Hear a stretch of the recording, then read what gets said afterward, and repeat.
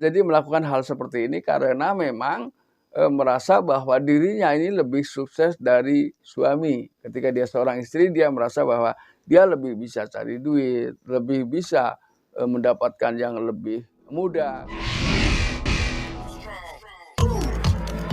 Selamat menyaksikan, semoga bermanfaat dan dukung terus channel Kang. Assalamualaikum warahmatullahi wabarakatuh. Kembali lagi bersama saya Kang Kumis. Kali ini Kang Kumis kembali bersama sahabat semua, tentunya masih di channel Kang Kumis. Nah, pada kesempatan kali ini Kang Kumis ingin membahas mengenai cara mengetahui. Ya, di sini ada 7 cara mengetahui wanita yang gampang diajak selingkuh. Ini tentunya adalah hanya merupakan sebagai gambaran saja, bagi arahan saja ketika memang kebetulan sahabat semua menemukan orang-orang yang kebetulan memiliki ciri-ciri atau tanda-tanda yang ingin Kang Kumis sebutkan, ini bisa Anda hindari ya, karena apapun itu tidak ada perselingkuhan yang dibenarkan. Ini berkali-kali saya katakan ya.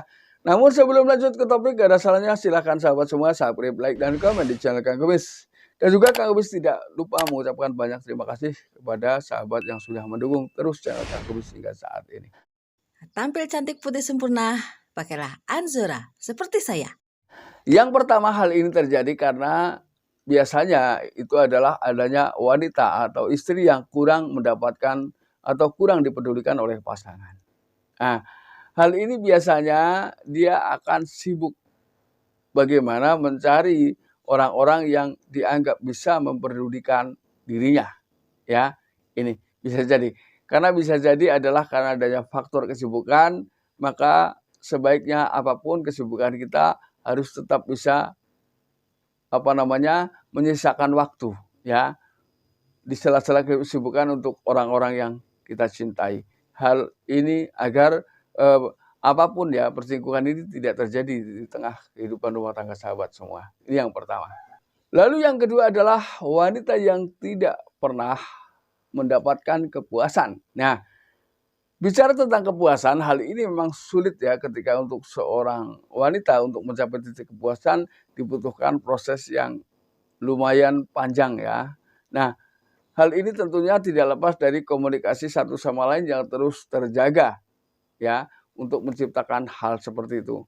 Nah, hal ini juga rentan bisa menimbulkan seseorang pada akhirnya cintanya berpaling muka ketika tidak mendapatkan kepuasan dari pasangan ya, karena tujuan pernikahan adalah salah satunya mungkin adalah untuk memenuhi hasrat seksual seseorang. Lalu yang ketiga adalah terjadinya problem komunikasi yang berkepanjangan ya.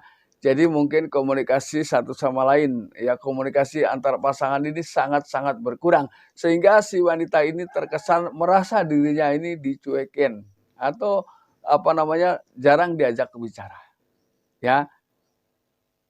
Jadi terkesan didiemin. Tentunya siapapun ketika diperlakukan seperti itu tidaklah nyaman. Nah, pada akhirnya dia pun berusaha mencari orang-orang yang mungkin dianggap bisa memberikan respon tentang perasaannya ya melalui komunikasi.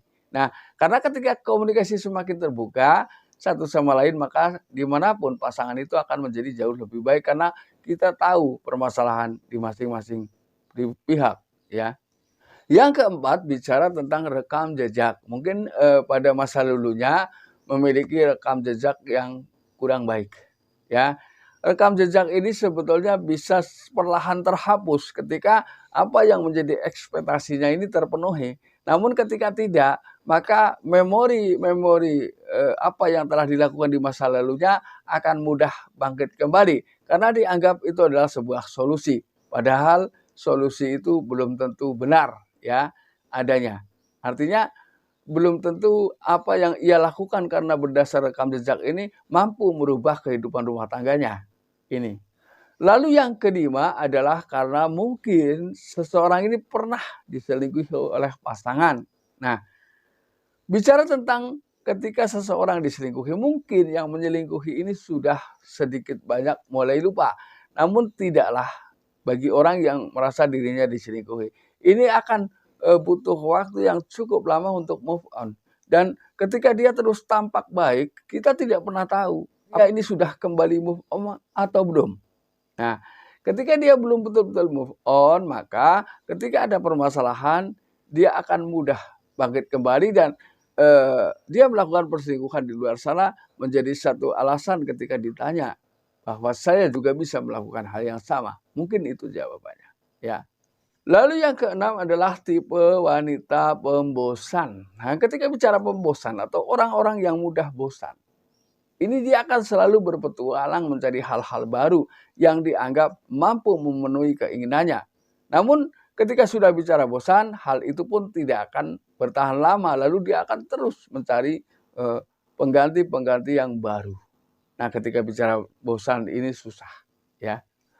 Lalu yang ketujuh adalah sebagian orang, ya, ini bisa jadi melakukan hal seperti ini karena memang merasa bahwa dirinya ini lebih sukses dari suami. Ketika dia seorang istri, dia merasa bahwa dia lebih bisa cari duit, lebih bisa mendapatkan yang lebih mudah karena apa yang ia punya.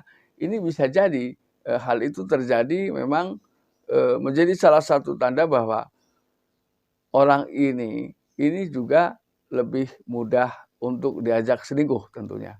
Nah, namun hal ini juga ini tidak semua, sekali lagi saya tekankan, tapi itu menjadi bagian dari ciri-ciri atau cara yang ia lakukan karena merasa bahwa ini toh uang-uang saya. Ini toh selera-selera saya. Nah, ini adalah sensasi saya. Mungkin bisa seperti itu. Walaupun sekali lagi ini tidak semua. Ya. Nah sahabat, mudah-mudahan apa yang kami sampaikan bisa bermanfaat. Dan akhir kata, salam harmonis bersama kumis. Wabillahi taufiq wal hidayah. Wassalamualaikum warahmatullahi wabarakatuh.